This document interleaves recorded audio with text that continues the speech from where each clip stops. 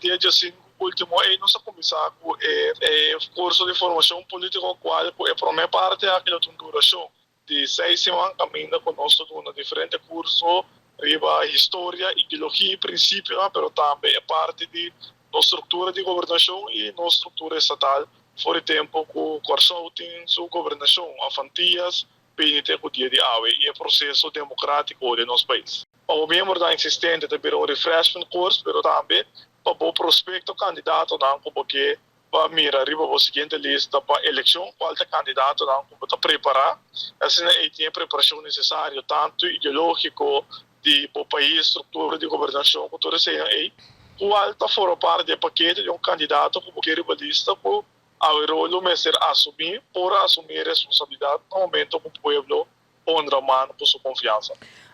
Bom, nossa sorte também para dar em cada secção de curso não tem parte de trabalho em grupo caminho com todo qual caminho delante, botem que vai pôr nessa aqui tem lá na vista tem tudo conteúdo e forma com lobo mira bazar e portar ideologia, cultura assim na qual lobo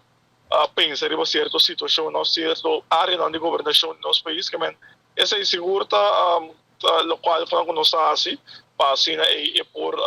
estamos a participar por mira pega lo qual com a raia como informação lo qual com a awardo formada em dias né não por poner essa aqui tem a uso de prática com essa aqui lo me certa pero se é um curso que vai de forma interativa caminhando com cada participante por as perguntas por três exemplos